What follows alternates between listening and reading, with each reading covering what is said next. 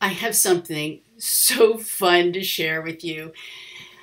I recently rediscovered this journal that I had started back in 2010. This is a vision journal.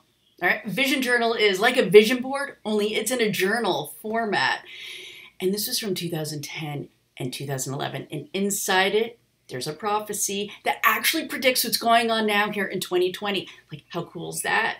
And there are so many extra pages in here that I decided to start journaling again. I had taken a little break because I was so focused on designing and creating things for the OASIS, but I've been yearning to journal again. Not only is it a place for me to express myself, but there's always these great teachable moments. And in it, I'm going to be sharing with you some of the signs, the messages, and the synchronicities showing up now that's informing what we're doing here at the OASIS, week in and week out. One of the signs that showing up is that the dragon has been wanting my attention. And I have an inner dragon. Here's a quick peek at what my dragon looks like. As I tell you about my dragon, you're going to learn about yours. So today is about, oh yes, signs, messages, and synchronicity. It's all about journals and vision journaling and the prophecies that can happen in them, but also learning about our dragons as we prepare for the summer solstice.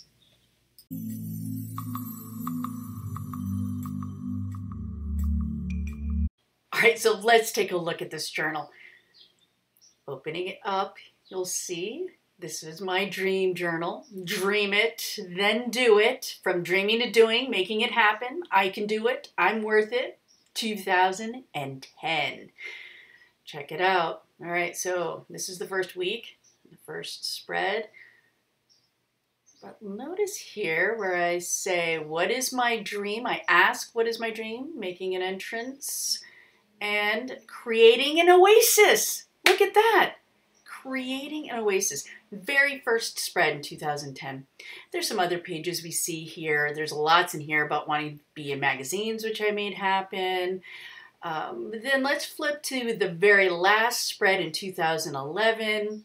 And there we have again, create an oasis. And you can see a woman with a lot of birds in her hair. That's birds of a feather flocking together. Turning to the page, you'll see that I started working on this journal for 2020. On the left are those dandelions. You might recall my recent vlog post about wishes, and here I've got more wishes, right? That's what this vision journal's all about. And on the facing page, I wanted to really capture what was happening in the moment here. And I love this wine label from the Prophecy wine. That's of the Fool, which is the first tarot card in the major arcana. And the Fool represents beginning that journey. And the Fool is one that's starting with some innocence, some curiosity, this openness for what he or she will find. The Sun tarot card represents the summer solstice, which is upon us. And the crab represents the new moon in Cancer, which is also happening this weekend. So it only seemed fitting to note the prophecy that came from that wine label and the images that I've been using to promote the oasis. The serene expression of the Buddha represents my intention for the oasis. May it be a balm for your soul that you look forward to coming back to each week. It's a place for you to quiet the noise outside of yourself, the noise within you, so that way you can access that inner wisdom. This morning, I opened up my journal. Couldn't wait to work with it again, and I grabbed a magazine just quite randomly and started flipping through it. And I couldn't believe the image that I found. It was a photograph of a wombat. Now you're probably wondering, why is this woman getting excited about a photo of a wombat? I mean, come on. They're rare, aren't they? How often do you see a wombat? Well, if you're wondering why I'm so excited about the wombat photo, it tells me you were not at the last OASIS session or in our super secret private Facebook group for those who've attended one or more OASIS things. Let me tell you why. All right, so last week in the OASIS, we were connecting with animal allies. And at the end of every soul journey guided meditation that I do each week, we take some time to do some divination, working with our intuition to read oracle cards or tarot cards. And I always pick 2 cards for all of us to work with.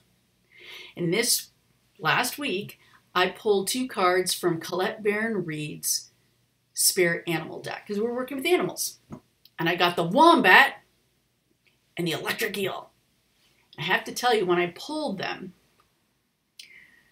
I felt resistance. Has that ever happened to you? You get cards and you're like, I don't know anything about a wombat. And then the electric eel is a water snake and it's like shocking. I'm like, But I resisted the resistance and I worked with them anyways. I'm so glad I did. Not only did I find it meaningful, but those who participated last Friday also found the relevance of their messages for them. But now, as I've been working with these and aware of these 2 animals as guiding us this week, it's even more and more relevant. All right, more and more relevant because we've got a summer solstice coming up this weekend. We have a new moon with an eclipse in Cancer. Let me explain the connection here, all right, so you can get it too. Let's look at the wombat first. If you look at the word wombat and you throw in a hyphen, what do you get? Womb at. Well, what's a womb about? It's about growing things. And symbolically, it could be about growing your dream, an idea, right? An aspiration. But what is it going to take for that to get birth, to come out into the world? And that's where the electric eel comes in. And sometimes we need something that's going to push us. Electric eel, oh my gosh, it sounds like it's going to be shocking. Sometimes we need that kind of encouragement, so that way things can actually happen. So how does the wombat and that electric eel relate to what's coming up this week? We have summer solstice, we have a new moon solar eclipse in Cancer. All right, well, here's some of the connections. For one, new moons as well as a solstice are powerful times for setting intentions. And electric eel is all about helping us with getting those dreams in motion, setting those intentions. Well, the wombat and the Cancer crab are very akin because Cancer is all about family, all about relationships. It's about home. It's about providing this nurturing space. Well, wombats are doing that too. Their name has the womb built right into it. So there's that connection. Well, I did a little research online to learn more about the wombat and symbolically what it's meant. And I wasn't too keen about what they had to say. You know, you see, the wombat is not often appreciated for what it does. How often do we feel like that as mothers and wives in the home? Like our efforts are not really appreciated by our families and all the pressures that we have. It may also be that with our dream, we may be feeling some, like things are not moving along as fast as we had hoped, or we're not good enough, that there may be some issues of worthiness. Yeah, that's an important lesson. And here, this is where the dragon comes in to play. You see, I've been seeing dragons a lot. I've been seeing them in clouds. I've been seeing them in clusters of leaves and trees. Yeah, you're thinking, wow, she's really Laleta Kuka. Yeah, that's the crazy lady, huh? But I do. I see signs and messages everywhere in the most unusual things. And dragon keeps showing up. And it dawned on me when I was, earlier this week, after a meditation, I was doing some journal writing. I was reflecting on why is dragon showing up. And in fact, a sticker that I had from a year ago when I was teaching a solar plexus journal class that I never used, somehow managed to find its way on my workbench. I put it in my diary, and then all of a sudden I made another connection. Right now, we're still in Gemini. And Gemini is the twins. And look at the sticker. There are 2 dragons looking at one another. Well, let me tell you about dragon and why the dragon is another ally for us to get to know and to work with for the summer solstice. You have a dragon. We all have dragons, and the dragons live in our solar plexus. That's that third energy center. That third energy center is our power center. And when we're giving our power away, our ally, the dragon, starts going roar. And that can show up as us raging, getting upset, getting super sensitive and flying off the handle. It can show up as sneaky anger. Some little snippy remarks here and there, but not being very forthright and direct with what's going on or expressing what we need because we are maybe not really being honest with ourselves. Yeah, truth telling is really important for healthy communication. We need to tell the truth to ourselves first so we can then advocate for ourselves, right? But then there's another way that dragon energy can show up in us. If we're not expressing it outward, it could be turned inward. And what does that look like? It can look like depression. It can look like anxiety. It can look like a lot of weepiness. So instead of yelling, we might be crying. And where is the new moon is in Cancer, there's a solar eclipse. The Cancer is the moon child, and that means strong emotions. Basically, you can get your feelings easily hurt, and that's been happening to me this week. Yeah, I've been thinking back on some old family stuff, and it's been making me weepy. Or I've been thinking how one sibling's getting advantages that the rest of us aren't, and is making me angry. But I've been finding healthy ways to talk to my dragon. Now, a very patriarchal view of working with a dragon is to slay it.